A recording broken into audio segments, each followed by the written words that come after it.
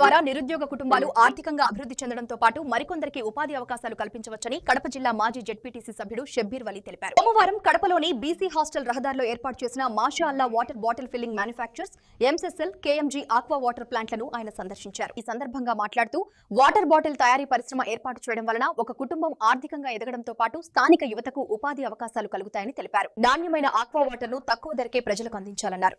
వేంపల్లిలోనే cool drink దుకాణదారులు, వివాహ కార్యక్రమాల నిర్వాహకులు అవసరమైన వాటర్ బాటిల్స్ ను సులభంగా పొందే అవకాశం ఉంటుందని పేర్కొన్నారు. గతంలో కడపకు వెళ్లి అధిక ఖర్చులతో వాటర్ బాటిల్స్ తెచ్చుకునే పరిస్థితి ఉండేదని, ఇప్పుడు ఆ ఖర్చులు తగ్గుతాయని అన్నారు. ప్లాంట్ నిర్వాహకుడు కెఎస్ మహమ్మద్ గౌస్ మాట్లాడుతూ దాదాపు 50 లక్షల రూపాయలతో ప్లాంట్ ను ఏర్పాటు చేశామని తెలిపారు. షెడ్ నిర్మాణానికి 20 లక్షలు, యంత్ర సామగ్రికి 30 లక్షలు ఖర్చు చేసి ఢిల్లీ, నోయిడా ప్రాంతాల నుండి మిషనరీ తెప్పించినట్లు చెప్పారు. తక్కువ ధరలకు నాణ్యమైన వాటర్ బాటిల్ సరఫరా చేస్తామని ప్రజలు సద్వినియోగం చేసుకోవాలని కోరారు.